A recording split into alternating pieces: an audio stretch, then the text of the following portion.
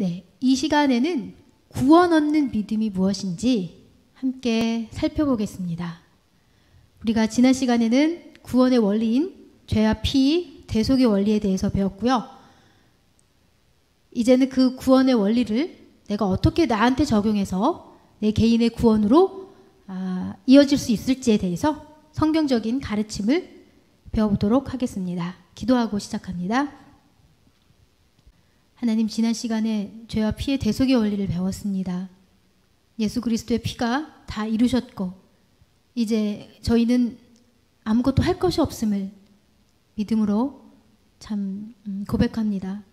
좋으신 주님의 그 놀라운 십자가 사랑을 저희가 참 잘 기억하고 믿고 이제는 이 구원 얻는 믿음이 무엇인지 잘 배워서 이 믿음을 통하여서 이 영원한 선물인 구원을 우리 모두가 다 받고 영원하신 하나님 나라에 약속된 천국 백성으로 이 땅을 살아갈 수 있도록 주님 축복하여 주십시오. 감사드리며 예수님 이름으로 기도합니다. 아멘. 우리가 복음의 핵심이 바로 죄와 피에 있다고 지난 시간에 배웠죠. 죄는 피가 있어야 대속이 되고 피 흘림 없이는 뭐 죄다 선행, 봉사, 헌신, 노력, 수고 아무거를 갖다 넣어도 피가 없기 때문에 불가능하다는 것을 배웠습니다. 그러면 이런 질문이 또 자연스럽게 따라 나오죠. 예수님이 하나님의 어린 양으로서 세상 모든 죄를 대신 지고 십자가에서 다 이루셨으면 그러면 누구나 자동적으로 구원받을 수 있나? 성경은 그렇게 가르치고 있을까요? 누구나 자동적으로 자동 구원? 세상은요, 누구나 구원받을 수 있지만 아무나 자동적으로 받는 것은 아닙니다. 단 하나의 조건이 성경에 나와 있고요. 그것은 바로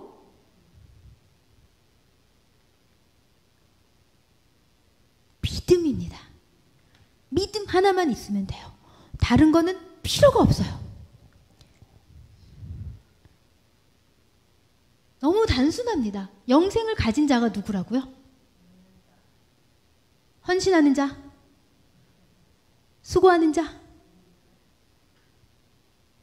자기를 부인하고 십자가를 지는 자, 믿는 자. 사람이 의롭다 하심을 얻는 것은 행위, 믿음, 헌신, 믿음, 봉사, 믿음. 자, 믿음은 구원의 유일한 통로예요. 그래서 구원 얻는 데 있어서 믿음이 무엇인지를 아는 것은 바로 구원 얻을 수 있는 유일한 길이죠. 우리가 성경에서는 믿음이란 단어가 너무나도 폭넓게 쓰이고 있어요.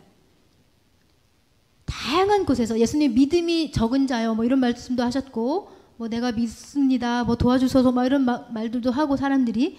그래서 성경의 믿음이란 단어는 하나지만 각 문맥과 상황에 따라서 굉장히 다양한 용도로 쓰이고 있기 때문에 구원에 대해서 이 특정 상황에 대해서 구원받는 믿음만이 무엇인지는 우리가 특별히 따로 배워보지 못하신 분들도 계실 거예요. 그래서 우리는 구원의 믿음을, 그러니까 구원을 얻는 데 필요한 이 유일한 통로인 이 믿음을 다른 맥락의 믿음과 혼동해서 쓰는 경우가 굉장히 많습니다. 그러니까 예를 들면 예수님이 이미 믿은 사람한테 성숙함을 요구하시는 그 믿음을 아직 안 믿은 사람이 그 믿음을 가져야 구원 얻는다고 혼동하는 경우가 굉장히 많아요. 그러니까 난 아직 믿음이 부족해. 구원 얻기에 믿음이 부족해. 이런 말 들어보셨을 거예요. 구원 얻기에 부족한 믿음은 사실은 힘들어요. 그 믿음은 굉장히 힘듭니다. 오늘 강의를 들으시면 아시겠지만 안 믿으면 안 믿는 거지 구원 얻기에 부족한 믿음은 사실은 없어요. 우리가 주님의 은혜를 뭐 감당하기에 부족한 믿음은 뭐 말이 될지는 몰라도 나 구원 얻기엔 아직 좀 믿음이 부족한 것 같아 라는 말은 사실은 굉장히 구원 얻는 믿음을 성경적으로 이해를 못 하시는 경우죠. 그래서 우리가 이 구원 얻는 믿음이 무엇인지를 성경적으로 정확하게 배우는 것이 나의 개인 신앙의 아주 중요한 출발이 돼요. 그런데 성경을 믿는 사람은 누구나 동의는 해요. 믿음으로 당연히 구원받지. 오직 믿음. 다 그렇게 주장은 합니다. 누구도 대놓고 믿음만 있으면 안 되라고 말하는 사람은 없어요. 그런데 깊이 들어가 보면 그 믿음에 대한 정의가 각기 다른 것을 우리가 조금만 대화를 하다 보면 알 수가 있어요. 어떤 사람은 구원 얻는 믿음에 순종이 포함된다고 얘기해요. 구원 얻는 믿음은 예수님 믿고 따르는 것까지 다 들어가지 당연히. 그래야 구원이지. 어디 염치도 없이. 그런 사람도 있고요. 또 어떤 사람은 구원받은 이후에 네가 예수님을 믿었으면, 진정으로 믿었으면 네 삶의 변화가 반드시 나타날 거야. 너 변화 없으면 너 믿은 거 아니야. 너 그렇게 살고 너 구원 얻었다고 생각해? 착각하지 마. 그러시는 분들도 계시죠. 예. 저도 많이 당해봤습니다. 네. 그리고 어떤 분들은 구원은 네가 믿고 헌신하는 것까지 포함돼. 헌신 없는 믿음은 믿음이 아니야. 헛된 믿음이야. 죽은 믿음. 들어봤어? 자, 그러면 성경이 구원 얻는 오늘 우리가 다양한 믿음을 다 살펴볼 수가 없어요. 그거는 오늘 목적이 아니고 오로지 구원 얻는 믿음이 무엇인지만 우리가 살펴볼 거예요. 구원 얻는 믿음. 그러니까 천국 가는 믿음. 뭐 성장하는 믿음, 하나님께 상 받는 믿음, 그런 거 아닙니다. 오늘은 단지 구원 얻는 믿음만 볼 거예요. 단지. 오해하지만 안 돼요. 이게 끝이 아닙니다. 믿음의 성장은 굉장히 평생의 길이지만 오늘 보는 거는 구원 얻는 믿음 뿐이에요. 그러니까 나머지 이후의 성장의 믿음은 제쳐두시고 오늘은 정말 천국 가는 믿음이 무엇인지만 살펴볼 거예요. 구원 얻는 믿음이 성경적으로 무엇인지 이해하려면 구원을 성경이 무엇이라고 가르치는지가 반드시 먼저 이해가 따라와야 돼요. 성경은요, 구원을 세 가지에 아주 자주 비유하고 있습니다. 은혜, 선물, 또 뭐가 있을까요? 공짜, 무료입니다. 이 세 가지 단어가 성경이 구원을 묘사하는 가장 빈번한 단어들이에요. 그러면 은혜, 선물, 무료, 공통점이 보이시나요? 공통점이 있어요. 뭘까요? 네, 아무 대가나 노력이 필요하지 않는 것들이에요. 받을 때. 은혜도 그렇고요. 선물도 그렇고 공짜는 뭐 당연히 그렇죠. 그래서 하나님 말씀이 성경의 구원은 은혜고 선물이고 값이 없다고 말할 때 그것이 무슨 뜻인지 하나하나 살펴보도록 하겠습니다. 먼저 은혜는요, 기본 뜻이 이래요. 자격이 없어야 돼요. 그러니까 아이러니하게도 은혜를 받을 자격이 있으려면 자격이 없어야 돼요. 재밌죠? 은혜 받을 자격을 만드는 순간 은혜가 뭐가 되죠? 은혜 받을 자격을 만들려고 하는 순간 그 은혜가 보수가 돼요. 그러니까 은혜는 굉장히 재미있는 특성을 가진 단어입니다. 은혜 받을 자격은 자격이 없어야 돼요. 자격을 만들면 은혜가 보수로 변질돼요. 그러니까 굉장히 순수한 거예요. 굉장히 정말 자격 없이 거저받지 않으면 조금이라도 자격을 생성하게 되면 그것이 삭시되고 보수가 되어지는 굉장히 독특한 특성이 있는 것이 바로 은혜예요. 그래서 은혜는 대가와 조금도 섞이면 안 돼요. 그러면 그 대가가 지불되어지게 되거든요. 그러니까 로마서가 분명히 바울이 얘기하는 게 일을 하게 되면 어쨌든 조금이라도 일을 하게 되면 삭스를 줘야 되는 게 부분이 생기잖아요. 조금이라도 일을 하게 되면. 그러면 그 삭시 은혜가 아니라 그때는 이제 더 이상 보수로 변질이 돼요. 대가로 변질이 된다고요. 그러니까 은혜는 그러니까 일을 하면 안 된다는 게 전제로 깔려 있어요. 이게 굉장히 중요합니다. 이 은혜를 위해서는 일을 하면 안 돼. 은혜를 받고 난 다음엔 얼마든지 일해도 돼요. 그러니까 은혜를 받을 때를 말하는 거예요. 절대 일을 하면 안 됩니다. 왜냐하면 그게 삭시되고 보수가 되거든요. 그래서 예를 들면 내가 일을 했으면 사장이 나한테 월급을 주면 그게 은혜인가요? 그것은 대가죠. 그런데 일을 하지 않았는데 월급을 주면 그것이 은혜인 거죠. 그러니까 우리가 성경이 구원이 은혜라고 말할 때 구원의 은혜를 얻기 위해서 어떤 행위를 하면 어떻게 될까요? 구원은 더 이상 은혜가 아닌 게 돼요. 아이러니하게도 구원을 얻으려고 구원의 은혜를 내가 얻어야지, 열심히 해야 되겠다 하면 행위가 개입이 되는 순간 구원이 은혜가 아닌 뭐가 된다고요? 대가가 되는 거예요. 그러면서 엄청난 일이 발생이 됩니다. 무서워요. 은혜로 됐으면, 그러니까 은혜로 받은 것이면 행위가 아닌데 이 행위로 받으려고 하면 은혜가 되지 못한다는 거예요. 혹시 오늘날 교회에서도 구원을 얻는 데 있어서 믿음만으로는 부족하고 내가 예수님도 믿으면서 뭔가라도 조금이라도 더 해야 되겠다. 헌신하고 이 정도는 그래도 내가 보일 수 있는 최소한의 성의는 보여야지라고 행위를 넣는 순간 은혜가 아닌 것이 되면서 구원의 은혜가 어떻게 될까요? 어떻게 될까요? 무서운 일이 일어납니다.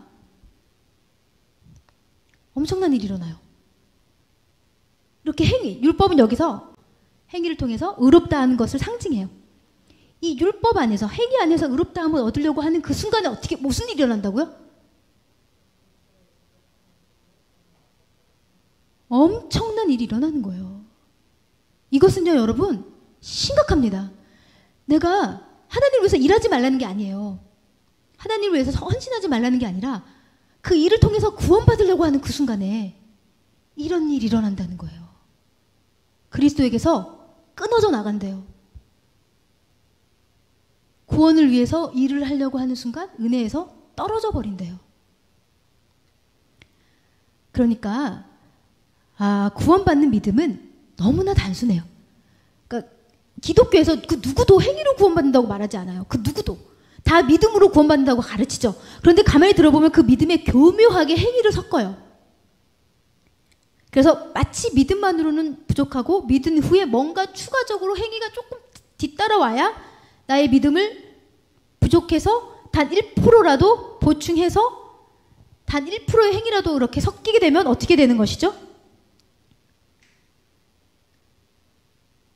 그렇게 행위가 섞이게 되면 우리는 상상치도 않은, 우리가 전혀 의도하지 않는 것과 정반대의 결과로 나아가는 거예요.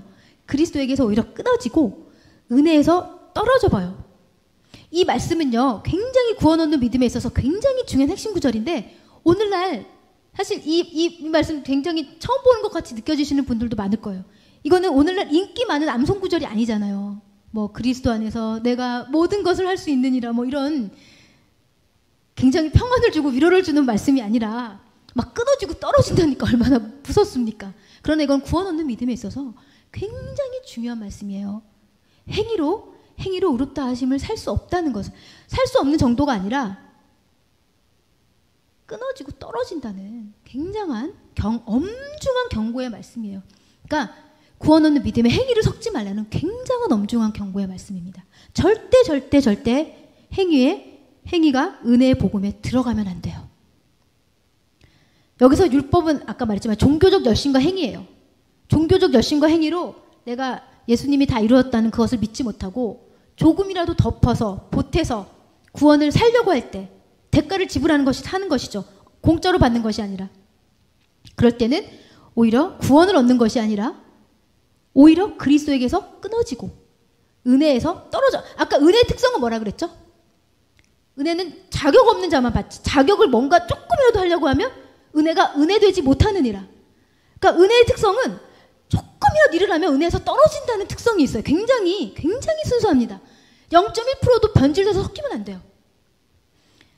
그래서 누군가가 정말 아이러니하게도 구원을 얻기 위해서 열심히 노력한다면 오히려 그 노력이 그를 은혜에서 점점 떨어지게 하는 거예요. 그러니까 우리가 생각할 때는 은혜에서 떨어지는 거는 오히려 노력 안 하고 헌신 안 하는 게 은혜에서 떨어지는 것 같잖아요. 아유, 야, 너 그렇게 봉사도 안 하고 헌신도 안 하고 그러면 너 은혜에서 떨어져. 근데 모르겠어요. 구원 얻는 데 있어서는 행위를 하려면 은혜에서 떨어져 나가요. 그래서 구원받을 자격을 갖추려고 하지 마세요. 그 자격을 갖추려고 하는 순간 은혜가 아닌 것이 되고 오히려 은혜와 점점점 멀어질 뿐입니다. 그리고 구원받기 위해서는 나는 그래, 그 어떤 자격도 필요 없고 나는 그 어떤 자격도 하나님 앞에 내세울 수 없어 인정하는 순간 우리는 구원의 은혜로 점점 더 가까워지게 됩니다.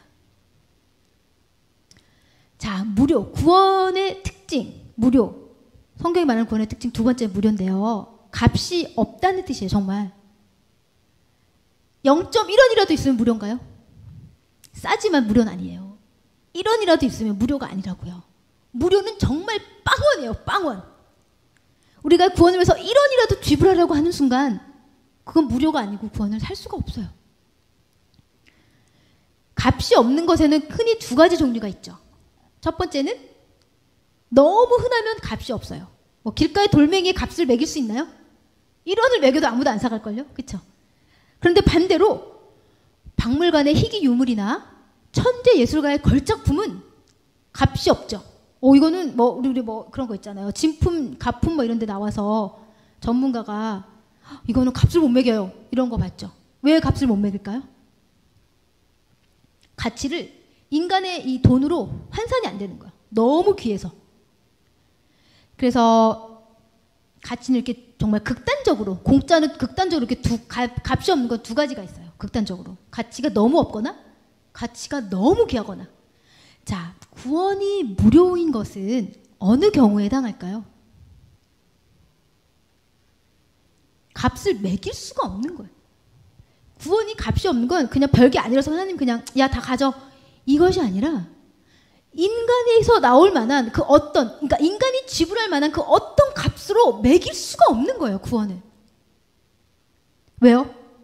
구원을 위해서 하나님의 아들이 피 흘려 돌아가셨잖아요.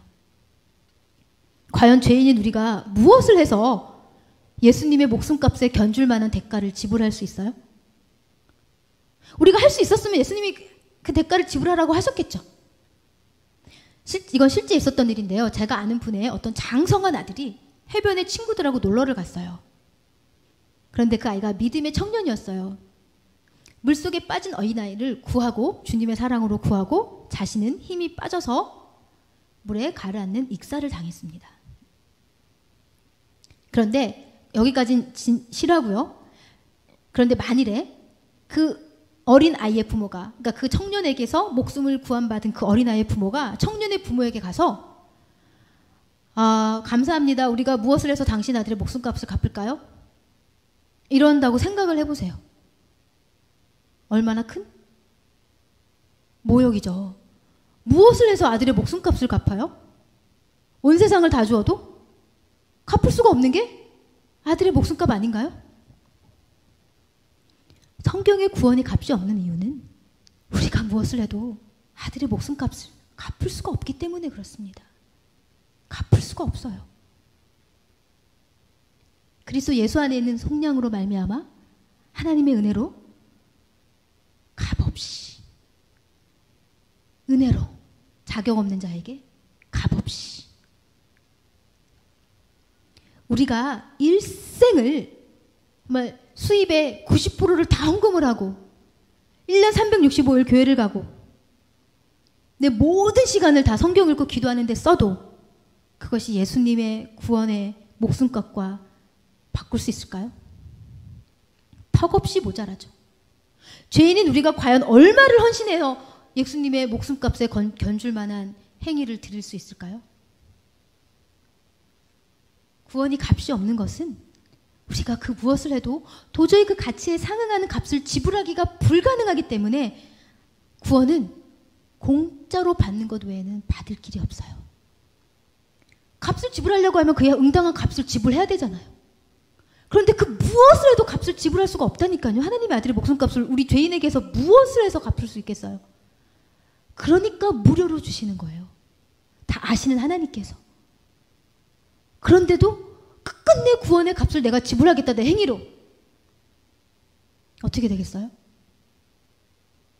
불쌍하게도 그리스도에게서 끊어지고 은혜에서 떨어지게 되겠죠. 선물, 구원은 또 선물이라고 많이 표현합니다. 성경에서.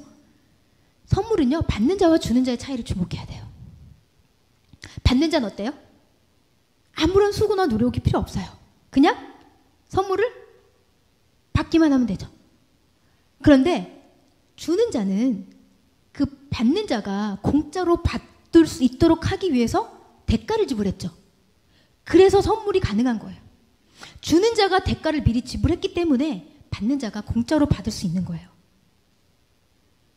주는 자의 희생이 거기에 반영되어 있는 것이죠, 선물에. 그리고 선물이 귀한 것일수록 주는 자가 지불하는 대가도 크죠. 누가 커피 한 잔 사주는 정도의 선물은 그렇게 뭐 엄청난 대가는 아니죠.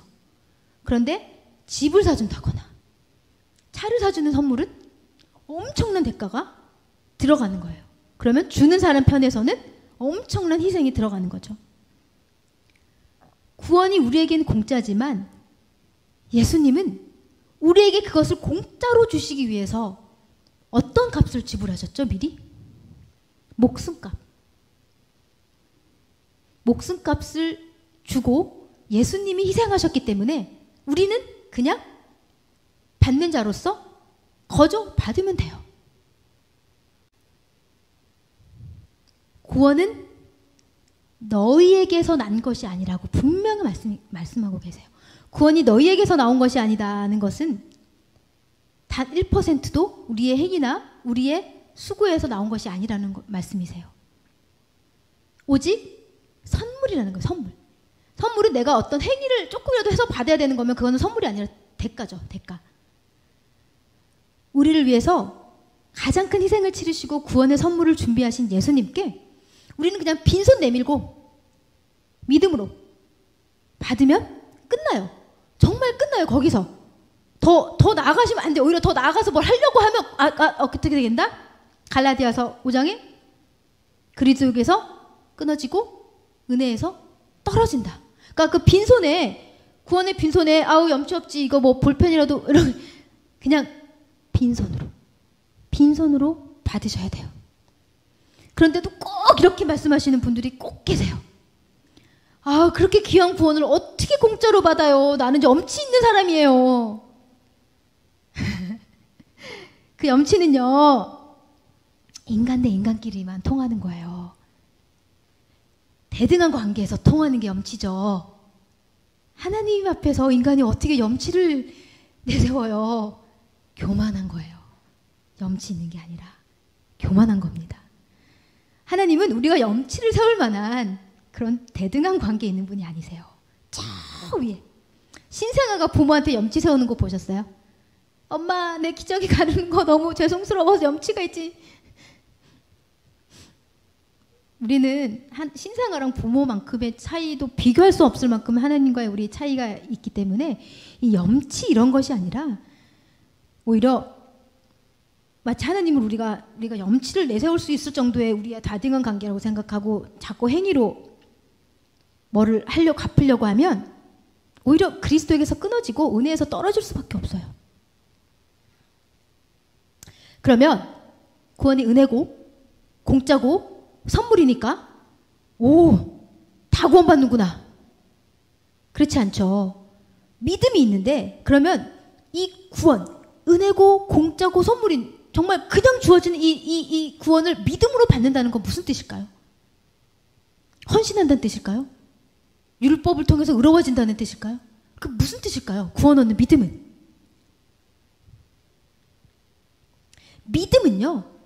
믿음에서 가장 중요한 핵심은 대상과 내용이에요. 대상과 내용. 보세요. 얼마나 오래 믿었는가? 얼마나 잘 믿는가는 중요하지 않아요. 왜? 대상과 내용이 잘못되면 오래 믿고 열심히 믿을수록 어떻게 되죠? 패가 망신하잖아요. 우리 이단 같은 거 잘못 믿으면 어떻게 돼요? 믿음의 핵심은 뭐 열정이나 뭐 신앙의 횟수나 이런 게 절대 중요하지 않고요. 내가 믿는 그 대상과 그 대상이 가진 내용이 핵심이에요. 그러면 대상은 예수 그리스도, 믿음 없는 구원의 대상은 예수님 한 분뿐이세요. 죄와 피, 예수님의 피. 그러면 그 내용은 뭐냐? 간단합니다.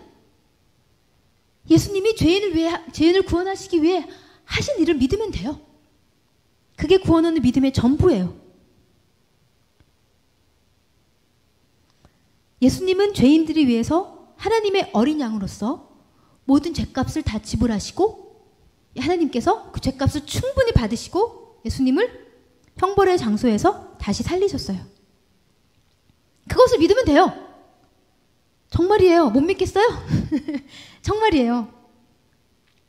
죄를 용서받고 구원 얻기 위해서 나의 노력이나 어떤 행위가 아니라 오직 예수님의 대속 피, 보혈의 죽음만을 의지하면 내 죄 대신 예수님의 보혈의 피가 내 모든 죄를 다 지불하셔서 그것을 믿는 순간 나는 하나님 앞에 흰털처럼 깨끗한 의로운 자가 되어서 심판받지 않고 영원한 천국의 백성이 됩니다. 그래서 우리가 이 너무나도 단순한 복음을 많은 이들이 믿지 못해요. 왜 그럴까요? 많은 분들이 이렇게 말씀하세요.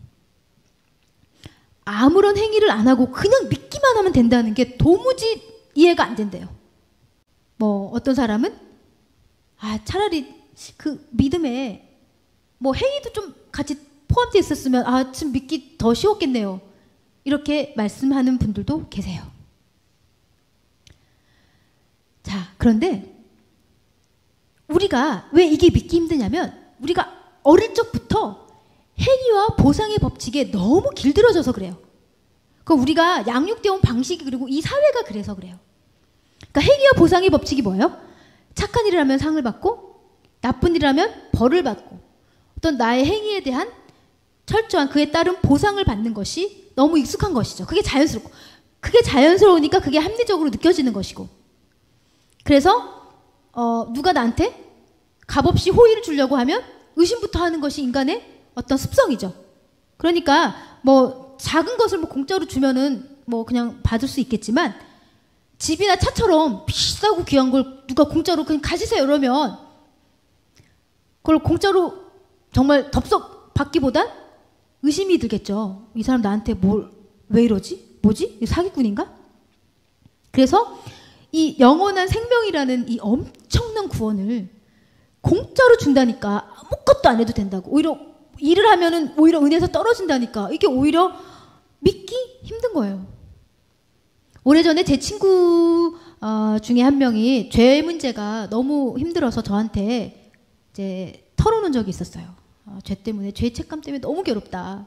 그래서 제가 이제 좋은 기회다 싶어서 복음을 전했습니다. 근데 저는 막 기뻐서 이 친구도 이제 죄의 자유함을 얻고 같이 구원 얻는 것을 바라면서 전했는데 그 친구 반응이 너무 의외였어요. 뭐라 그러냐면 혜정아 네 말이 사실이면 좋겠다 그러더라고요. 사실이면 좋겠다. 그렇게 좋은 거는 있을 수가 없어. 있을 수가 없어. 자, 복음이 너무 좋아서 못 믿겠다는 그 친구 정말 이렇게 좋은 건 세상에 있을 수가 없을까요? 자, 물건의 원산지를 보면 그 물건의 질을 알 수 있죠. 중국산 하면 딱 우리 느낌이 싸구려를 대량 생산해서 아주 저가에 공급하는 그런 이미지. 메이드 인 USA 딱 찍혀 있으면 고급품. 그래서 원산지를 딱 보면 대충 그 원산지에서 생산된 물건의 질을 알 수 있죠. 제가 이 원산지 얘기 왜 할까요? 복음의 원산지는 하나님. 하나님. 여러분, 하나님, 성경은 하나님이 선하신 분이라고 얘기하세요. 좋으신 분이라고 얘기하세요. 하나님의 선하심은 인간의 선함의 수준이 아니에요. 하나님의 좋으심은 인간의 한계로서는 결코 상상하기 힘든 완전한 좋으심이에요. 그런 하나님에게서 나온 그 원산지가 하나님이신데 복음은 얼마나 좋을까요? 너무 좋아서 믿기 힘들 만큼 좋은 것이 바로 하나님이 만드신 복음이에요. 하나님은 거짓말하지 않으세요. 더욱이 우리의 영원한 운명을 가지고 장난하지 않으세요.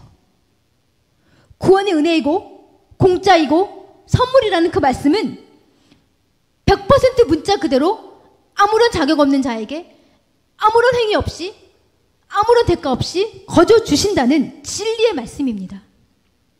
이 진리가 믿기 힘들고 자꾸 의심이 되십니까? 그것은 하나님이 얼마나 좋으신 분이고 그 좋으신 하나님에게서 나온 복음이 얼마나 좋은지 우리의 머리가 결코 가늠할 수 없기 때문에 그래요.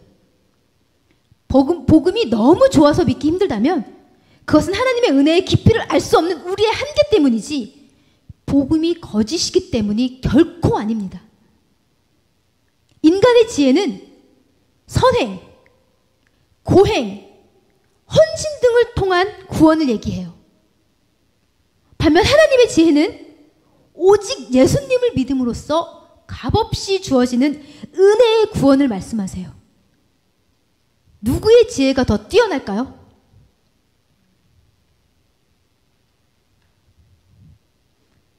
구원을요, 인간의 지혜로 이해하려고 하니까 자꾸 믿기가 힘든 거예요. 이게 자꾸 이 행위가 추가된 구원이니까 우리 인간의 지혜는 그러니까 자꾸 이 행위를 추가해서 뭔가 이 구원에 뭔가가 추가되어져야 되는 논리로 계속 보니까 이 논리로 이거를 이해하려고 하니까 믿어지지가 않는 건데 하나님의 지혜로 인간의 지혜를 보면 우스운 것이죠. 인간의 행위가 뭐가 얼마나 된다고 이걸 하나님 목숨값을 지불할 수 있어요. 그러니까 우리가 이 시각을 여기서 이걸로 보려고 하지 마시고 여기에서 이거를 보려고 할 때 이게 얼마나 말이 안 되는지가 보이거든요. 행위와 보상의 법칙은 우리가 이 죄악된 세상에 살면서 우리가 익숙해진 법칙일 뿐이지 그 행위와 보상의 법칙으로 하나님의 구원의 지혜를 이해할 수가 없어요. 보통 인간들은 구원 얻는다고 하면 행위만을 주장하는 사람은 없어요. 다 믿음과 행위를 동시에 붙들고 있어요.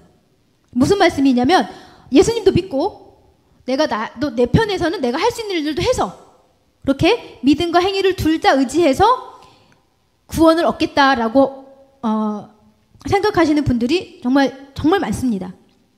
하지만 내가 아무것도 하지 않아도 또 아무런 자격이 없어도 내세울 게 없어도 오직 죄인들을 위해서 대속 죽음을 흘리신 예수 그리스도의 대속 죽음만이 충분하다면 그것을 믿기만 하면 우리가 하나님 앞에서 완전한 의로움을 값없이 얻을 수가 있는 거예요. 그래서 우리가 이 믿음의 행위를 섞는 이것을 굉장히 그러니까 이 행위가 정말 손톱만큼의 단 하나라 할지라도 구원 얻는 데 있어서는 있으면 안 돼요. 100% 오직 믿음, 구원만. 이 행위는 저희가 내일 살펴볼 성장에 필요합니다. 반드시 필요해요. 하지만 구원 얻는 데 있어서 이 단계가 아직 아니에요. 단계가 틀렸어요. 그래서 오해하지는 마세요. 행위와 열심이 필요 없다. 아무 의미도 없다. 절대 아닙니다. 성경은 절대 그렇게 가르쳐주고 있지 않아요. 성경은 믿는 자들에게 선한 일을 권장하고 계명을 지키라고 분명히 말씀하고 계세요. 당연하죠. 순종해야죠. 그러나 인간의 행위와 열심은 구원 얻은 자가 그 이후의 성장을 위해서 필요한 것이지 결코 구원 얻을 때 섞이면 안 된다는 그 말씀이에요. 구원에 있어서는 절대 섞일 수가 없습니다.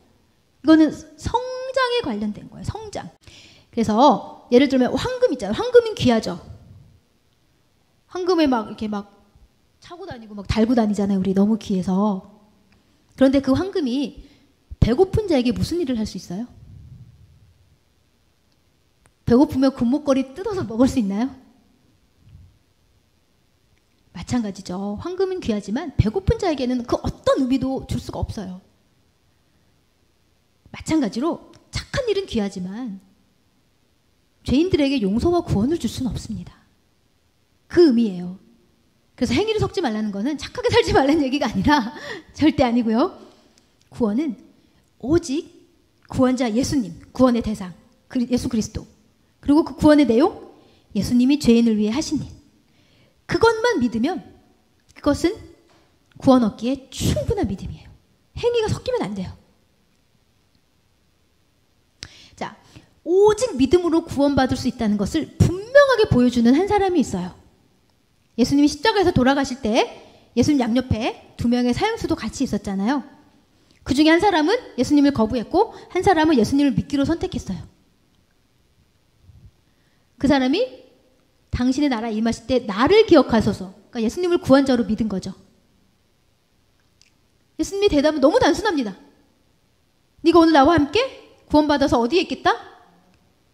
오늘 죽을 건데 오늘 바로 낙원에 갈 거래요. 그러니까 오늘 죽으면 바로 천국 간다는 얘기예요. 이 강도가 뭐를 하면서 살아온 강도죠? 사형수예요, 사형수. 당시 십자가는요, 로마 시민은 십자가도 못 지게 했어요. 너무 끔찍한 사형이라서. 이렇게 끔찍한 사형을 당할 정도의 사형수는 정말 흉악범이거든요. 근데 이 한마디 했어요. 그랬더니 낙원을 약속받았어요. 뭐 여기 어떤 행위가 있었나요? 이 둘 공간의 사이에? 어떤 헌신이 있었나요? 이 공간 사이에 믿음 말고 뭐가 있었나요? 이 두 장면 사이에? 이 십자가에서 이 사람이 어떤 선행을 했을까요? 십자가에서 헌신과 봉사를 했을까요? 십자가에서 뭐 어떤 고행을 했을까요? 이 사이에? 너무 짧죠? 구원은 이런 겁니다. 사형을 당해야 할 정도로 악하게 살아온 자도 믿음의 고백으로 예수님께 낙원을 허락받았습니다. 제가 알기로는 이 자리에 모이신 분들 중에 이 강도보다 악하신 분은 없는 것 같은데, 그렇다면 우리 모두도 그 어떤 행위 없이 오로지 믿음만으로 오늘 네가 나와 함께, 네가 오늘 죽어도 나와 함께 낙원에 있을 것이다 라는 예수님의 구원의 약속을 받을 수가 있는 거예요. 오직 이 믿음뿐입니다. 혹시 내 죄는 그래도 너무 커, 믿음만으로 용서밖에 안 돼, 뭘 좀 더 해야 돼 라고 혹시 생각하시는 분이 계신가요? 예수님의 보혈로 씻어내지 못할 만큼 큰 죄는 이 세상에 없습니다. 왜냐? 예수님의 보혈의 대속의 능력이 그 어떤 흉악한 죄보다 훨씬 더 비교할 수 없을 만큼 크기 때문에 그래요. 내 죄가 너무 커서 용서받을 수 없다는 말은 어떻게 보면 겸손하게 들리죠.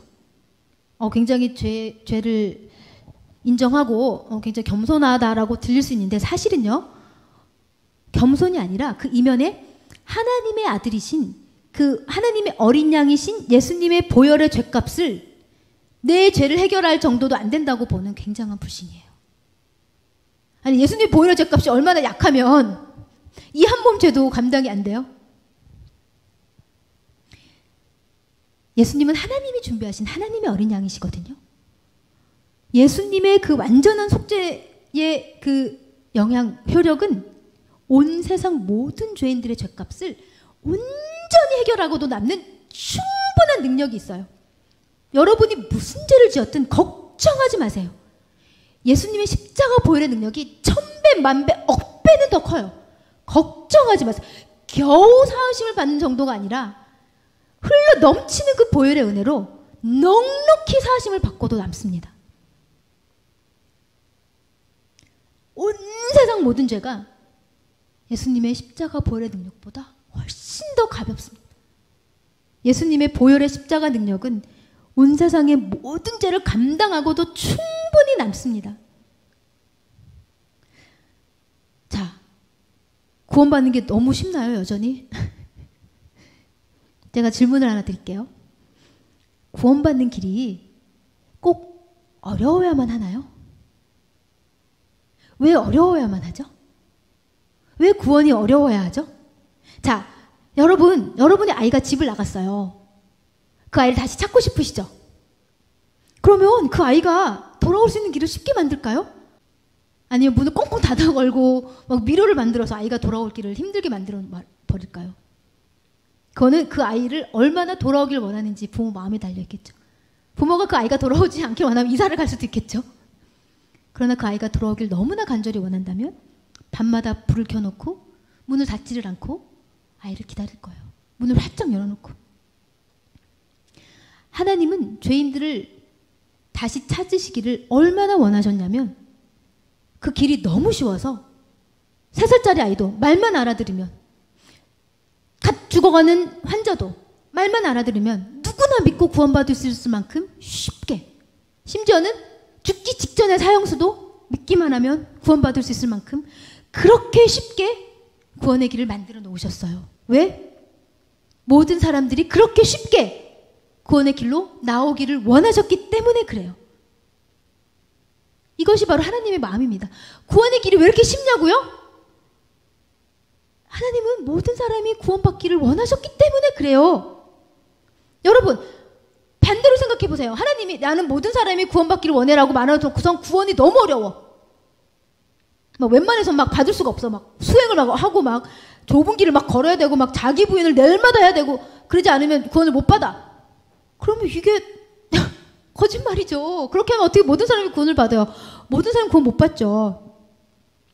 하나님은 모든 사람이 구원받기를 원하셨기 때문에 모든 사람이 구원받을 수 있을 만큼 장애인, 어린아이, 노새, 병자, 환자, 사형수 누구나 원하기만 하면 믿고 구원받을 수 있는 것이 바로 이 은혜의 복음이에요. 자, 그런데 우리가 이렇게 단순하고 쉽고 명확한데 구원의 복음은 굉장히 구원 얻는 믿음을 애매하고 부정확하고 어렵게 만드는 그런 가르침들이 있어요. 근데 그건 성경에서 나오는 게 아니에요. 사람이 만들어낸 가르침이거든요. 그러니까 많은 복음 전도자들이 막 진심을 담아서 복음을 전해요. 그런데 복음 전파가 끝난 후에 이제 문제가 생겨요. 사람들을 이제 구원으로 초청하는 과정에서 대부분 발생하거든요. 그러면 이제 복음을 듣고 뭐 믿으면 구원 받는다고 하니까 행위가 필요 없다고 하니까 믿겠습니다 하는 사람이 나올 수 있겠죠. 그러면 이제 복음 전도자들이 뭐라고 얘기하죠? 잘하셨네요. 그러면 이제 구원받고 싶다면 당신의 삶을 예수님께 드리세요. 그러면 이제 이 전도 대상자가 머리를 긁적긁적 하죠. 삶을 예수님께 드리는 게 뭐지? 그러면 또 이제 전도자가 말합니다. 네, 예수님께 당신의 마음을 드리는 거예요. 그러면 예수님께 마음을 드리는 게 뭐지? 또 이게 긁적긁적 합니다. 그러면 전도자 그렇게 고백하고 기도하시면 됩니다. 그러면 또 그 사람이 고백하고 기도해요. 예수님이 저를 구원해 주십시오. 저의 삶을 드립니다. 네, 구원 받았나? 삶을 드렸나? 제대로 드렸나? 제대로 받으셨나? 뭔가 이렇게 찝찝해요. 확신이 없고. 다시 그러면 또 다음에 또 한 번 더 해야 되나? 삶을 예수님 받아주셨나? 나는 드렸는데 받아주신 거 맞나? 굉장히 혼란스럽죠. 그래서 오늘은 이 시간에선 구원 얻는 믿음과 관련된 그런 혼동스러운 표현들을 우리가 성경의 근거에서 바로 잡는 시간을 갖도록 하겠습니다. 첫 번째 혼동의 표현은 구원받기 위해서는 당신의 삶을 예수님께 드리십시오. 혹은 구원받기 위해서는 당신의 마음을 예수님께 드리십시오 하는 권면이 있어요. 우리가 예수님께 우리의 삶과 마음을 드리는 것은 좋아요. 그런데 그것은 구원받고 드리세요. 구원받기 위해서 드리는 게 아닙니다. 시간에 분명한 차이가 있어요. 자, 성경은요, 그 어디에도, 혹시 발견하면 저한테 연락을 주세요. 그 어디에도 예수님께 무언가를 드려야 구원 얻는다고 가르치지 않아요. 찾아보세요. 창세기 1장 1절부터 요한계시록 22장까지. 오히려 성경은 그 반대로 말하죠. 구원은 우리가 하나님께 무언가를 드리는 대가로 얻어지는 것이 아니라 예수님이 죄인인 나를 위해 그분의 생명을 주신 대가로 다 이루어진 것이라고 말을 해요. 구원은 우리가 예수님께 우리 마음과 삶을 드리는 게 아니에요. 예수님이 우리를 구원하기 위해서 우리 몸을 주신 결과로 구원이 이루어진 겁니다. 만약에 우리가 예수님께 우리의 삶과 마음을 드릴 수 있다면 그것은 구원받은 다음에 감사해서 자원함으로 드리는 것이죠. 구원에 대해서만큼은 우리는 100% 받는 입장이에요. 100%. 그리고 주님은 100% 베푸시는 입장이에요. 여기서 99.9는 있을 수 없습니다. 100%예요. 왜? 0.1%라도 행위가 들어가면 은혜가 은혜되지 못하고 그리스도에게서 끊어지고 은혜에서 떨어져 버려요. 그래서 우리는 구원을 위해서는 주님께 무언가를 드릴 필요가 전혀 없어요. 구원을 위해서는 아무것도 주지 마세요. 주님께. 단 구원받은 이후에 나를 구원하신 그리스도의 은혜가 감사하시다면 그때 여러분의 삶과 마음을 그때 주님께 온전히 드리시면 돼요. 그래서 구원은 하나님이 죄인들을 사랑하셔서 독생자를 죄인들의 희생 제물로 오히려 하나님께서 주신 그 은혜의 선물이지 우리가 무엇을 드려서 쟁취하는 게 아니거든요. 그러니까 혹시 예수님이 너무 구원의 은혜에 감사하신 분들은 구원받기 위해서 드리시지 말고 구원이 감사해서 하나님께, 예수님께 삶을 드리시면 돼요. 자, 그 다음에 혼동스러운 표현들, 이런 표현들 많이 들어보셨을 거예요. 구원받기 위해서는 예수님을 당신의 주인으로 모셔드려야 됩니다. 네, 이런 말 저도 많이 들었고 또 이렇게 생각하시는 분들도 계실 수도 있는데요. 창세기부터 요한계시록까지 예수님을 주인으로 모셔야 구원 얻는다고 나와 있는 구절이 있으면 저한테 가르쳐 주십시오. 없죠.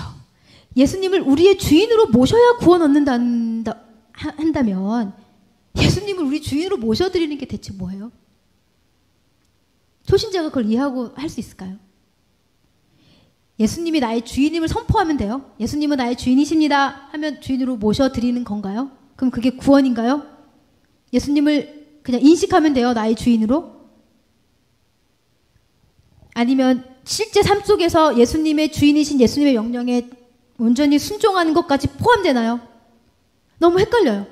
구원은 예수님을 주인으로 모셔드린다는 게 어느 정도까지 말하는지도 확실하지가 않고 그게 무슨 뜻인지도 사람마다 다 다르거든요. 조금씩. 그러면 성경이 이렇게 애매하고 불분명하면 어떻게 구원받아요? 사람마다 다 다르고 기준이 다르고 명확하지 않으면 그럼 각자의 기준으로 구원받나요? 그렇지 않죠. 구원은 믿기만 하면 돼요. 예수님, 믿음의 대상이신 예수님을 또 그 내용인 그분이 하신 일, 그거를 믿으면 돼요. 그 너무 분명하고 단순해요. 그래서 우리는 구원을 얻기 위해서 뭐 예수님을 마음에 모셔드릴 필요가 없고 주인으로 모실 필요가 없어요. 왜? 우리가 모셔드리든 안 모셔도 그게 중요한 게 아니라 예수님은 이미 우리를 지으신 창조주 하나님이 맞으세요. 우리가 뭐 인정하든 안 하든 그거는 의미가 아니고요. 오히려 우리가 예수님을 믿을 때 하나님께서는 그리스도의 영, 즉 성령님을 우리 마음에 보내주세요. 그러니까 우리가 예수님을 모셔드리는 게 아니라 오히려 반대죠. 성경은 반대로 말해요. 우리가 구원받기 위해서 예수님 우리 안으로 모셔드리는 게 아니라 우리가 구원을 받으면, 믿음으로 구원을 받으면 예수님이 들어오신다고 말씀을 하세요. 그러니까 우리가 거듭나기 전에는, 구원 얻기 전에는 아무리 모셔드려도 들어오실 수가 없으시죠. 죄인 안에 어떻게 성령 하나님이 들어오십니까? 거룩하신 하나님이 죄인 안에 들어오실 수 없죠. 우리가 예수님을 믿고 구원 받으면 뭐 따로 요청하지 않아도 예수님이 바로 그 즉시 우리 안에 들어오셔서 영원히 떠나지 않으세요. 그래서 예수님 우리 안에 들어오시는 것은 구원의 결과이지 구원의 조건이 아니에요. 그래서 우리 예수님을 모셔드릴 필요가 없어요. 구원받기 위해서는. 그냥 믿으면 돼요. 단순히 믿으면 예수님이 들어오시니까. 예수님이 들어오세요. 믿으면 예수님이 들어오세요. 그 순서를 바꾸시면 안 됩니다. 자, 세 번째로 또 많이 혼동하는 표현들이 구원받기 위해서는 예수님께 당신의 삶을 헌신하셔야 해요. 이런 표현들도 많이 들어보셨을 거예요. 자, 헌신이 구원의 조건이라면 그럼 어느 정도 헌신해야 되죠? 하루에 몇 시간을 드리면 헌신으로 우리가 받아들여질 수 있을까요? 구원 얻는 헌신? 수입의 몇 분의 얼마를 드리면 될까요? 성경에는 구원 얻는 헌신의 기준이 나와 있지 않아요. 왜 그렇죠? 헌신으로 구원받는 게 아니니까 그래요. 헌신으로 구원받는다면 헌신의 기준이 분명하게 나와 있었을 겁니다. 그런데 기준이 안 나와요. 왜? 헌신은 구원의 길이 아니니까. 그 대신 헌신은 구원받고 나서 하는 거예요. 구원받고 나서. 구원은 헌신이 아니라 믿음으로 얻어져요. 믿음으로 얻어집니다. 진실로 진실로 너희에게 이르노니 헌신하는 자는 영생을 가졌나니 믿는 자는 영생을 가졌나니. 영생을 가진 자는 단순히 믿는 자예요. 헌신하는 자는 나중에 상급을 갖게 됩니다. 상급을. 그래서 헌신이 의미가 없는 것은 아니에요. 아름다운 의미가 있지만 구원에 있어서는 헌신은 의미가 없어요. 오히려 방해가 될 수 있어요. 우리를 그리스도에게서 떨어지게 하는 행위의 믿음의 행위를 섞게 되니까. 그래서 여러분, 구원은요, 예수님을 위한 나의 헌신으로 받는 게 아니에요. 나를 위한 예수님의 헌신으로 내가 받는 거예요. 그거를 혼동하시면 안 돼요. 그래서 내가 만약에 예수님께 헌신하고 싶다면 그것은 구원받기 위해서가 아니라 이미 주신 구원의 은혜에 감사해서 자원함으로 섬기는 것 뿐이죠. 헌신은 구원받기 위해서가 아니라 구원받았기 때문에 할 수 있는 거예요. 그래서 일부 사람들이 얘기하는 것처럼 구원은 복잡하고 어려운 게 아니에요. 너무도 단순하고 너무도 쉬워요. 저는 세상에서 제일 쉬운 게 구원이라고 감히 말하고 싶습니다. 얼마나 쉽냐면 너무 쉬워서 이게 뭐 그런 게 다 있어 라고 믿어지지 않을 만큼 쉬운 게 구원이에요. 그러니까 하나님이 보내신 유일한 어린 양 예수님을 믿기만 하면 내 모든 죄가 예수님께 가서 지불되어졌고 나는 영원히 천국 백성이 된다는 이 구원의 복음이 우리 안에 믿음으로써 오직 우리가 구원받을 수 있습니다. 그리고 마지막으로 구원받기 위해서는 세례를 받으세요 라는 표현도 아마 종종 들어보셨을 거예요. 세례가 구원의 조건인가요? 아까 십자가에 달려 죽은 강도 세례 받았을까요? 못 받았을까요? 예, 세례 안 받고 죽었습니다. 그런데 예수님이 낙원에 갈 거라고 했죠. 세례는 구원의 조건이 아니라 구원받은 후에 행해지는 의식이에요. 그러니까 믿지 않고 세례를 받으면 구원 받을까요? 믿지 않고 세례 받으면 세례 아무런 의미가 없어요.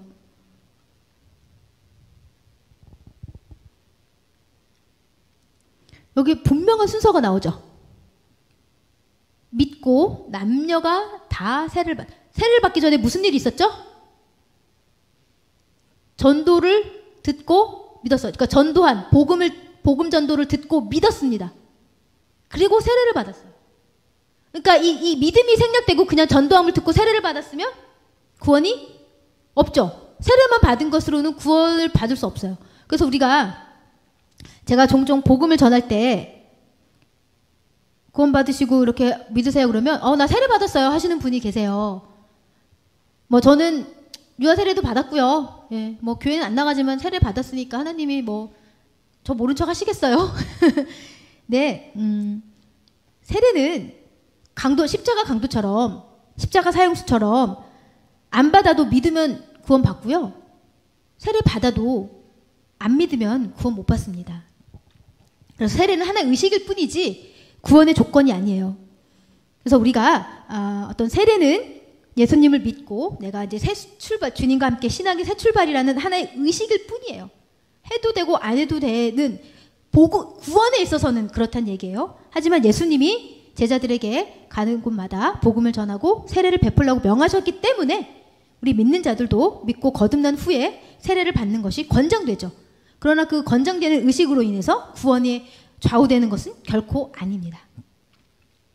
자, 그래서 지금까지 믿음과 관련해서 혼란을 주는 어떤 비성경적인 표현들을 살펴보았어요. 뭐 예수님께 당신의 삶을 드리세요. 뭐 마음을 드리세요. 모셔드리세요. 헌신하세요. 세례 받으세요. 그런 거 다 필요 없어요. 그거 다 비성경적인 거예요. 구원의 유일한 조건은 하나밖에 없습니다. 믿음. 그리고 믿음에는 대상과 내용이 중요하다 그랬죠. 구원 얻는 믿음의 대상은 예수 그리스도. 그리고 그 내용은 죄인을 위해 예수님이 하신 일. 그거면 끝나요. 거기에 뭐가 덧붙이고 뭐 삶을 드리세요. 뭐 헌신하세요. 이거는 다 뭐라 그랬죠? 율법을 통해 의롭다함을 얻으려는 너희는 그리스도에게서 끊어지고 은혜에서 떨어져 나가게 된다고 돼 있어요. 그래서 우리는 구원자 예수님이 하나님의 어린 양으로서 죄인들을 위해서 대신 피 흘려 죽으시고 우리의 모든 죄값을 다 대속하셨기 때문에 하나님이 부활시키셨다는 그 사실을 그냥 믿기만 하면 값없이 은혜로 선물로 누구나 구원을 받을 수 있는 거예요. 찰스 라일이라는 미국의 존경받는 성경학자가 있습니다. 미국의 아주 훌륭한 달라스 신학교 학장을 지낸 20세기의 가장 영향력 있는 신학자 중 한 명으로 꼽히는 분이세요. 찰스 라일이. 이분이 이런 말을 했습니다. 우리가 그리스도 안에 있는 구원을 얻는 것은 우리가 하는 일이 아니라 그분이 하신 일에 의해서이다. 그러니까 구원은 우리가 하는 일에 있는 게 아니에요. 구원은 예수님이 하신 일에 있어요. 우리가 하는 일에 있는 건 내일 살펴볼 영적 성장이고요. 예수님이 하신 일에 있는 것은 천국 가는 구원입니다. 그러니까 그 둘을 혼동하시면 안 돼요. 우리가 할 수 있는 일도 있지만 분명히 그것은 구원받은 이후에 우리가 하는 일이고, 구원은 오로지 예수 그리스도께서 하신 일에 100% 달려 있어요. 100%. 우리가 1%라도 섞을 수가 없습니다. 그러면 또 어떤 분들이 이렇게 또 질문하시는 분들이 계세요.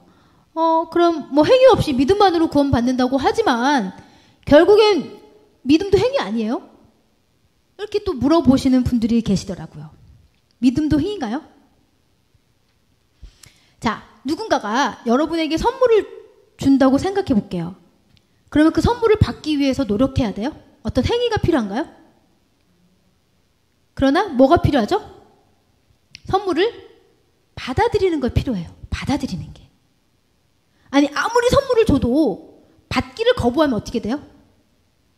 그것은 나를 위해 준비된 선물이라고 해도 내게 될 수 없죠. 왜? 내가 받기를 거부하니까. 구원 얻는 믿음의 핵심은 어떤 행위로 구원을 받는 것이 아니라 하나님이 구원을 주시는 그 선물을 받아들이는 것이 바로 구원 얻는 믿음이에요. 그러니까 믿음은 행위가 아니죠. 그 선물을, 나를 위해 준비된 선물을 받기 위한 통로예요. 통로. 행위가 아니라 통로입니다. 그러니까 예를 들면 이제 거리에 거지가 있었어요. 굶주려서 죽어가고 있어요. 그래서 한 부자가 너무 불쌍히 여겨서 그 거지 앞에 진수성찬을 상다리가 부러지게 차려놨어요. 그리고 당신을 위해 준비한 음식입니다. 공짜니까 마음껏 드세요. 그런데 이제 불쌍한 사람은, 이 불쌍한 거지는 선택해야 돼요. 이 부자의 호의를 믿고 음식을 먹어서 그 음식이 자기 것으로 되게 할지, 아니면 이 부자의 호의를 믿지 못하고 여기에 뭐 독약 탄 거 아니야? 이러면서 음식을 먹기를 거부할지. 그거는 선택이죠. 마찬가지예요. 우리 죄인들을 위해서, 죄로 인해 죽어가는 죄인들을 위해서 하나님이 구원의 복음을 싹 다 차려놓으셨어요. 선물로 다 차려놓고 네 거다. 믿음으로 받기만 해라. 우리는 선택해야 돼요. 정말 이걸 믿고 하나님의 선의와 사랑을 믿고 내가 이걸 받을지, 아니면 아니야, 이렇게 좋을 수가 없어. 뭔가 있을 거야. 꼭 나중에 또 교회 다니라고 할 거야. 담배 끊으라고 하겠지 하면서 믿지 못하고 의심하고 거부할지. 이것은 각자의 선택이에요. 그 누구도, 자녀도 부모도 남편도 아내도 선택해 줄 수가 없어요. 오직 하나님 앞에서 1대1의 선택. 하나님이 내미신 이 구원의 선물을 내가 받을지 안 받을지. 그것이 바로 믿음이죠. 우리는 이 선택은 내 자유이지만, 그러나 그 순간의 선택이, 우리 핸드폰 사면 한 2, 3년 좌우하나요? 순간의 선택이? 이 구원 얻는 믿음의 구원의 선물을 받을지 말지는 순간의 선택이지만, 그 순간의 선택이 여러분이 영혼을 어디서 보낼지 결정합니다. 여러분이 영혼을 불못에서 보낼지, 하나님 아버지의 집에서 보낼지, 그것이 바로 여러분이 이 구원의 선물을 받을지 말지, 그 순간의 선택이 여러분의 영혼을 좌우하는 너무나도 중대한 선택이에요. 혹시 아직도 그 선택에 대해서 확신이 없으시고 혹은 믿음이 가지 않고 거부하셨던 분이시라면, 오늘, 어쩌면 내일은 이 세상 사람이 아닐 수도 있어요.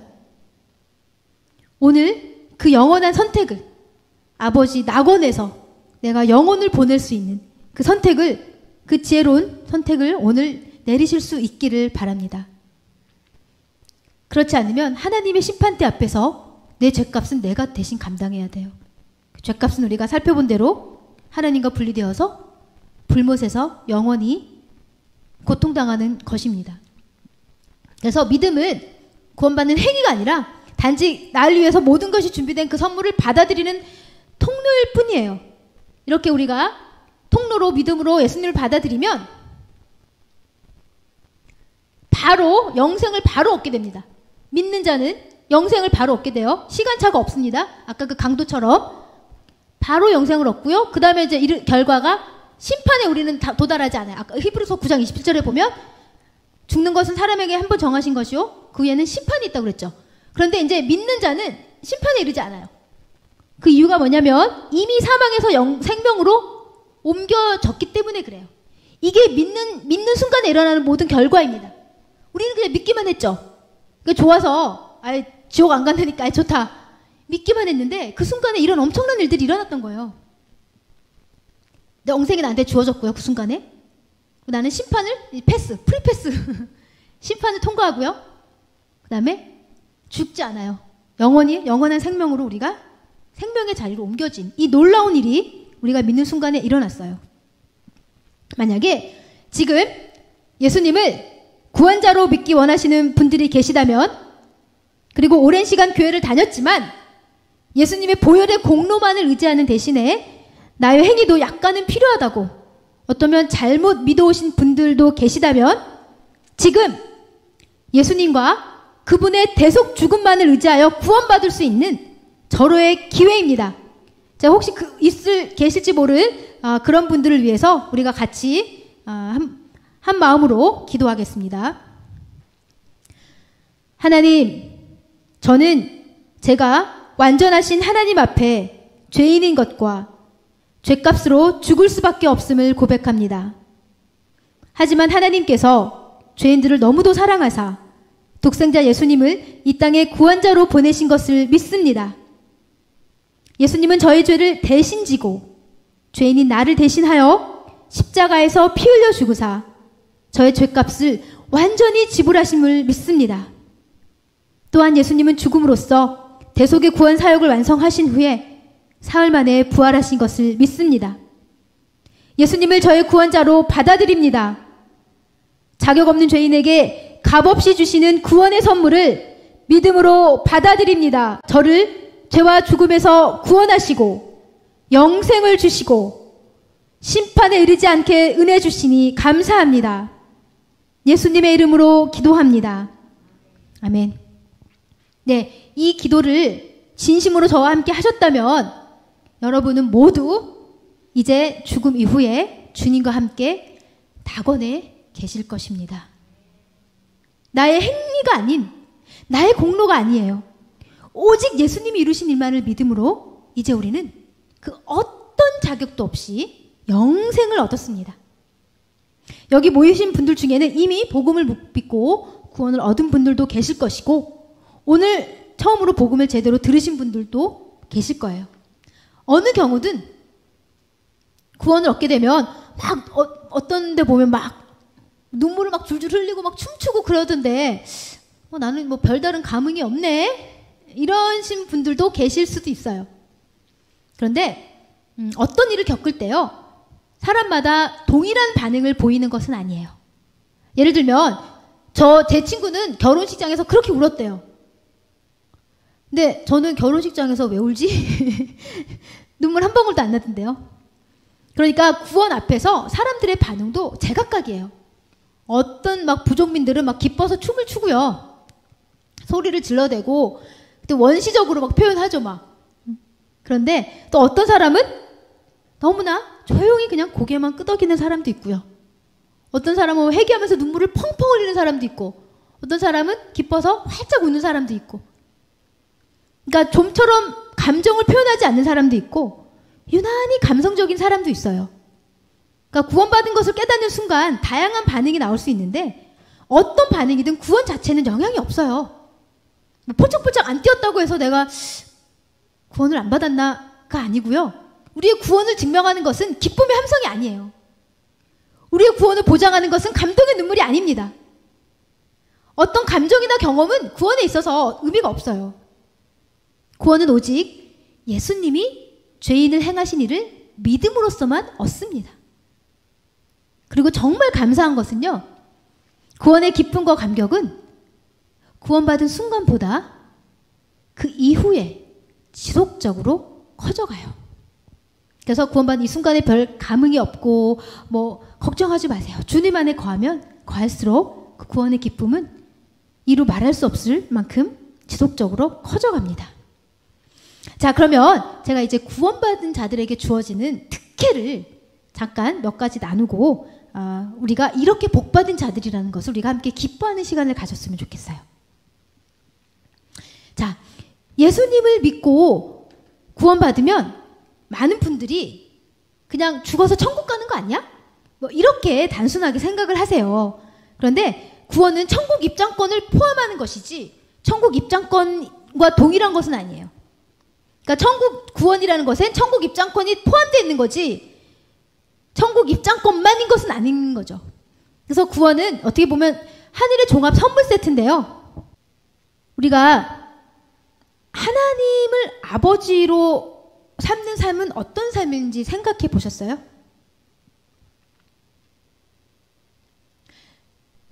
예수님의 이름을 믿는 자들, 하나님의 자녀가 된다고 말씀하셨습니다. 그러니까 믿고 구원 얻은 자들은 누구나 하나님의 자녀예요. 그러니까 하나님의 딸, 아들이죠. 하나님의 자녀가 되면 뭐가 좋은데? 뭐가 좋을까요? 우리나라 제일 갑부인 이재용 회장의 아들이 되면, 딸이 되면 뭐가 좋을까요? 세상에서 재벌의 자녀만 돼도 그 인생은 보장되어 있죠. 탄탄대로잖아요. 하나님의 자녀로 산다는 것은 이 땅의 인생뿐 아니라 영원까지 완전히 보장된 삶을 살 수 있다는 뜻입니다. 아버지가 자녀를 돌보듯이 하나님의 자녀가 되면 하나님 아버지의 사랑과 은혜, 돌보심과 공급하심, 보호하심과 인도하심이 늘 우리에게 주어져요. 그래서 우리는 더 이상 아무 걱정 근심 없는, 마치 재벌 자녀가 아무 근심 걱정 없이 포르쉐를 타고 다니듯이 우리가 하나님 안에서 근심 걱정 없이 하나님만을 의지하고 평안하고 자유한 삶을 살 수가 있습니다. 그것이 바로 구원받은 자들에게 주어지는 혜택이에요. 우리는 믿었을 뿐인데 이런 놀라운 혜택이 우리에게 주어지는 겁니다. 자, 두 번째 혜택은 하나님 안에서 의롭다 하심을 얻게 돼요. 이것은요, 여러분 생각해 보세요. 사람들 사이에서도 저 사람 의인이야 라고 인정받기 쉽나요? 사람들 사이에서도 웬만한 희생 아니면 저 사람 정말 의로워, 정말 의인이야, 이런 칭찬 인정받기 힘들거든요. 그런데 우리가 어떻게 해야 완전하신 하나님 앞에서 의롭다 하심을 받을 수 있을까요? 우리의 열심과 노력으로는 결코 완전하신 하나님의 기준을 충족시킬 수 없어요. 의롭다 하심을 받을 수가 없어요. 우리의 기준은, 우리의 행위로는. 그러나 우리가 예수님 안에서 그분을 죄인을 위해 지불하신 그 대가를 믿을 때 우리의 모든 죄가 예수님께 옮겨지고 우리는 의인이 돼요. 그래서 우리는 바로 값없이 의롭다 하심을 얻은 자가 되죠. 그래서 우리는 더 이상 하나님 앞에서 의인이기 때문에 하나님을 두려워하거나 하나님 앞에 거리낄 것이 없어요. 담대하게 은혜의 보좌에 나아갈 수 있는 것이죠. 세 번째는 예수님을 믿고 구원 얻으면 죽음과 심판에 대한 두려움에서 영원히 자유합니다. 심판에 이르지 않는다고 분명히 말씀하세요. 심판에 이르지 않는다고. 자, 많은 사람들이 죄책감과 또 죽음, 그리고 죽음 이후에 대해서 염려와 두려움을 가진 채 살아가세요. 그나마 이제 젊을 때는 건강하고 또 바쁘니까 죽음에 대해서 잘 생각하지 않아요. 그런데 나이가 들고 육체가 노쇠해지면서 죽음이 가까이 오면 그러한 두려움이 더욱 커가죠. 그런데 너무도 이상한 게 죽음만큼 확실한 것이 없는데도 그 죽음을 대비하지 않고 오히려 무관심하게 살아가더라고요. 그런데 불안정하고 이 혼란스러운 세상에서 죽음 이후에 영생이 있음을 아는 것은 그 무엇과도 비교할 수 없는 든든한 평안을 줍니다. 구원받은 자들에게는 죽음은 어떤 두려움이나 미지의 세계가 아니에요. 믿는 자들에게 죽음은 무엇일까요? 이 힘든 세상에서 낙원, 아버지의 집으로 떠나는 이사고요. 설레는 여행이에요. 믿는 자들은 죽음이 이사고 여행으로 바뀌어요. 놀라운 특권이죠. 사도 바울도 이 죽음의 특성에 대해서 잘 이해하고 있었습니다. 사도 바울이 죽음을 앞두고 디모데에게 한 말인데요. 내가 떠날 시각이 갔다. 내가 죽을 시각이 아니라 내가 떠날 시각이 가까웠다. 그러니까 죽음은 떠남인 거죠. 떠난다는 건 뭐예요? 목적지가 있는 거죠. 목적지. 사도 바울은 죽어서 어디로 떠날까요? 영원한 아버지 집. 이 떠나에 해당되는 이 그리스 단어는요, 다양한 뜻이 있어요. 떠나다는 이 그리스 원어는 항해하다는 뜻이 있어요. 항해. 멋있죠? 죽음은 항해입니다. 믿는 자들에게는 그래요. 믿지 않는 자들에게 죽음은 너무도 두렵고 미지의 세계고 불안하고 생각하기도 싫은, 그래서 아예 확실하면서도 100% 확실한데도 아예 덮어놓고 외면해버리는, 의식적이든 무의식적이든 너무나 두려우니까 외면하는 거예요. 그런데 하나님을 믿는 자들의 특권은 죽음이 아름다운 항해라는 거예요. 놀랍지 않습니까? 우리는 닻을 올리고 목적지를 향해 출항하는 거예요. 죽음을 통해 세상을 떠나 영원한 아버지의 집으로 떠나는 가장 설레는 여행이 바로 죽음입니다. 죽음 앞에 두렵지 않고 소망으로 설렐 수 있다는 것은 믿는 자들만이 가진 놀라운 특권이에요. 이 특권을 오직 믿음만으로 거저주시는 거예요. 네 번째 특권은 예수님을 믿고 구원 얻은 자들은 삶의 의미와 목적을 찾고 참 기쁨과 만족을 누릴 수 있습니다. 세상 많은 사람들이 괴로워하는 문제 중에 하나가 허무함이에요. 허무함. 인간은 왜 살아가는지 알지 못하고 그저 일평생 다람쥐 쳇바퀴 돌듯이 직장 갔다가 집에 왔다가 직장 갔다가 집에 왔다가 그거 40년 하면 은퇴하고, 그래서 단순히 먹고 사는 존재로 전락해버리고 말았죠. 그냥 흙 파서 먹고 살다가 죽는 거예요. 무의미하고 허무합니다. 그러나 우리가 예수님을 믿고 하나님의 자녀가 되잖아요. 그럼 우리는 주님 안에서 각자에게 두신 하나님이 1대1 플랜이 있거든요. 각자에게 두신 그 영원하신 플랜과 계획을 발견하고 그 삶의 의미와 목적을 채워가면서 세상이 주지 못하는 진정한 기쁨과 만족을 누릴 수가 있어요. 오늘 살펴볼 마지막, 이게 구원의 특혜의 마지막이 아니고 오늘 살펴볼 마지막은 예수님을 믿으면 다시는 혼자가 아닙니다. 인생은 참 외로워요. 제가 선교지에서도 정말 선교지에서는 외로움에 익숙해지지 않으면 이 정착이 불가능하거든요. 정말 외로운데 그 외로운 곳에서 제가 버틸 수 있는 유일한 이유, 예수님이 저와 함께 하시거든요. 우리가 예수님을 믿으면 다시는 혼자 될 일이 없어요. 부모도 나를 떠나고 내 사랑하는 배우자도 나를 떠나고 내 자녀도 나를 떠나고 친구도 나를 떠납니다. 그러나 아까 우리 살펴봤듯이 우리가 예수님 믿을 때 예수님, 성령 하나님이 우리 마음에 들어오세요. 그리고 24시간 365일 우리가 하나님 곁으로 가는 그 날까지 우리 곁을 떠나지 않으시고 항상 함께 해주세요. 아무리 사랑해도 24시간 365일 붙어있을 수 없어요. 그렇게 붙어있으면 오히려 사랑이 줄어들겠죠. 하지만 예수님은 믿는 순간부터 언제나 우리와 함께 계시며 우리의 친구, 위로자, 선한 목자, 생명과 능력의 원천으로 항상 동행해 주시죠. 이 예수님 한 분을 가진 자는 아무것도 없어도 모든 걸 가진 자이고, 이 예수님이 없는 자는 세상 모든 것을 다 가졌어도 아무것도 없는 자입니다. 그런데 이 은혜의 복음을 듣고 난 후에 구원의 확신을 갖지 못하는 분들이 계세요. 가장 그분들이 혼동스러워하는 것 중에 하나가 구원을 받으면 의롭다 하심을 얻는다고 했는데 왜 나는 구원받은 이후에 전혀 뭐 담배도 못 끊고 술도 못 끊고 달라진 게 없는데 내가 의롭다 하심을 얻은 게 맞나? 내가 구원받은 거 맞아? 내가 제대로 믿은 게 아닌 거 아니야? 이렇게 의심을 가지는 분들이 있죠.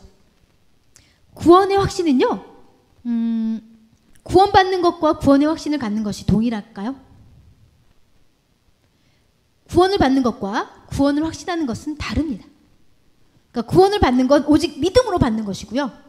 구원의 확신은 내가 구원받은 이후에 구원받았다는 것을 확실하게 아는 것이죠. 지식적인 측면이에요. 그래서 어떤 분은 구원받지 못했는데도 구원의 확신이 있는 분들이 계세요. 굉장히 위험하죠. 어떤 경우가 그럴까요? 굉장히 종교적으로 열심히 믿고 헌신하시는 분들이 많이 그러세요. 그러니까 뭐 세례도 받고 헌신하고 희생하고 나는 구원 1번이죠. 이렇게 하시는 분들이 계신데 구원은 행위로 살려고 하면 반복해서 갈라디아에서 나오지만 그리스도에서 끊어집니다. 오히려. 그래서 행위를 가지고 구원의 확신을 근거로 삼는 분들은 구원을 받지 못했다고 보시면 정확해요. 예, 그것은 상급이에요. 상급. 행위는 상급의 기준입니다. 분명히 성경이 그렇게 가르쳐주고 있어요. 그래서 행위를 가지고 구원의 근거를 삼으시는 분들은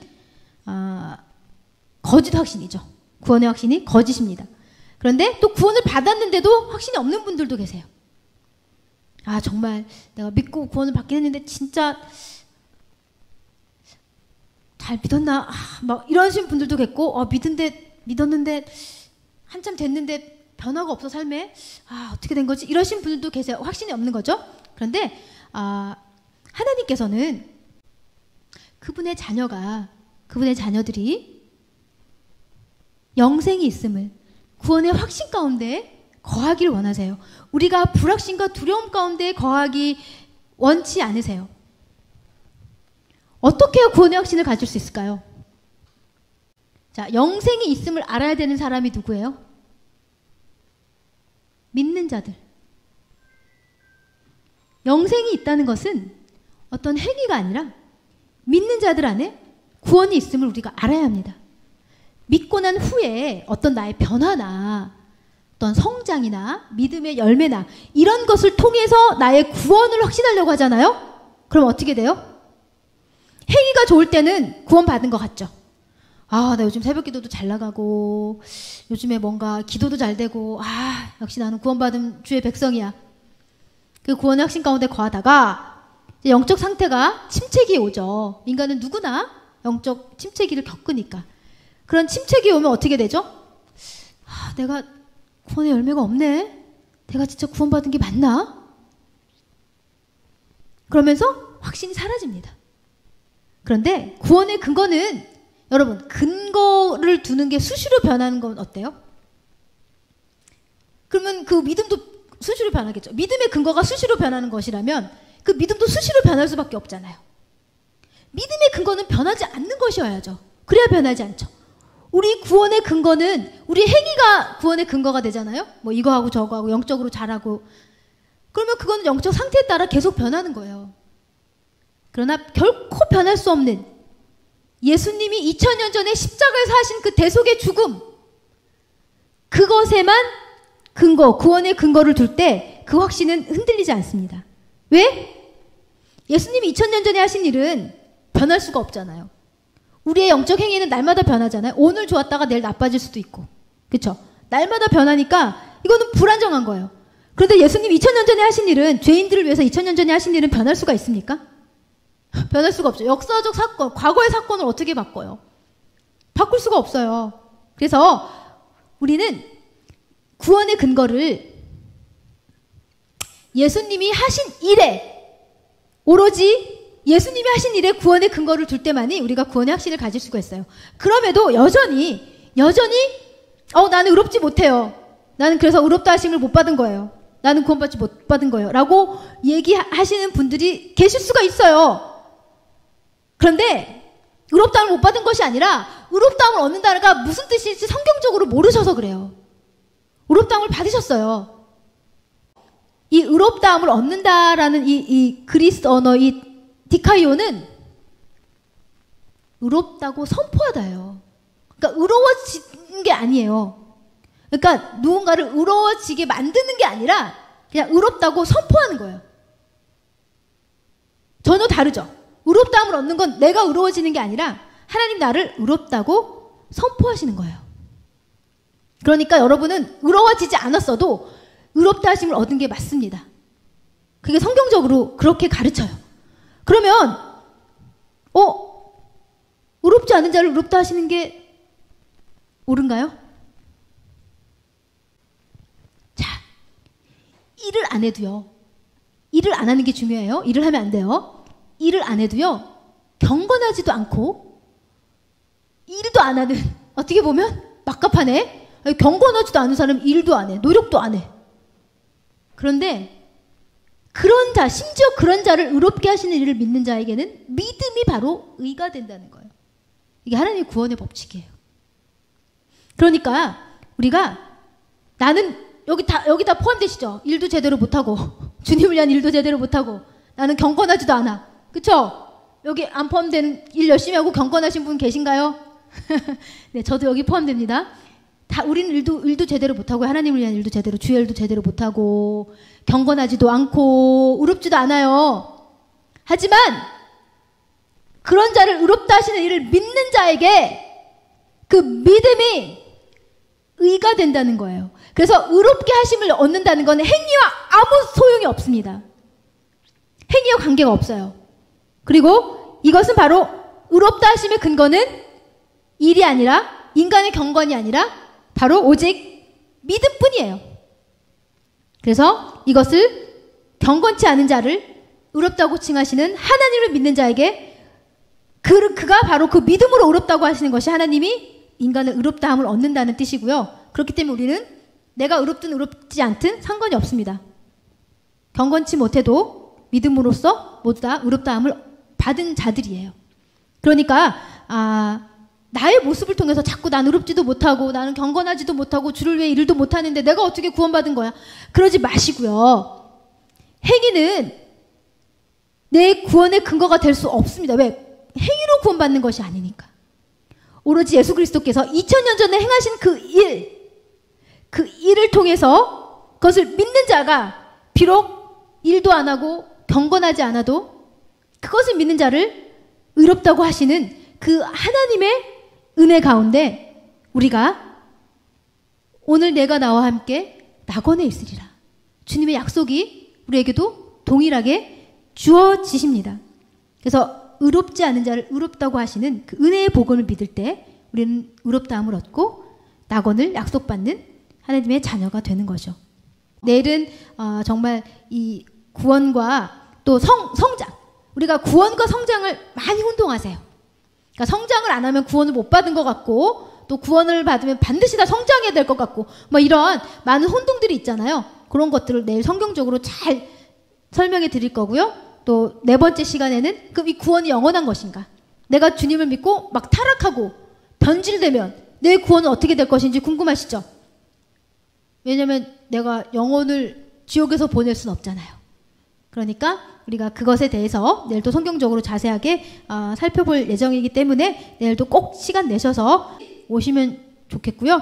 오늘 긴 시간 정말 피곤하시고 바쁘신데 오셔서 너무 감사드리고 네, 그러면 기도로 오늘 강의를 마치겠습니다. 좋으신 하나님 아버지 감사합니다. 오늘 이 시간 성경에 나와 있는 구원 얻는 믿음이 무엇인지 분명하게 가르쳐 주시니 감사합니다. 율법 안에서 의롭다함을 얻은 자들은 그리스도에게서 끊어지고 은혜에서 떨어진 자라고 분명히 말씀하셨습니다. 저희가 구원받는 데 있어서는 적어도 행위와 믿음을 혼동하지 아니하고 오로지 우리가 한 일이 아니라 그리스도가 우리를 위해 하신 일만을 의지함으로 믿고 구원받아 하나님의 백성이 되고 하나님의 자녀가 되고 영원히 그리스도와 함께하는 축복을 누릴 수 있도록 주님 도와주십시오. 내일 있을 강의에도 함께하셔서 정말 이 은혜의 복음에 저희가 깊이 뿌리내리고 오직 은혜로 주시는 구원의 선물을 믿음으로 받아 값없이 의롭다 하심을 얻는 자들이 될 수 있도록 주님 축복하여 주시길 간절히 기도합니다. 예수님의 이름으로 기도합니다. 아멘. 수고하셨습니다. 4시에 뵙겠습니다.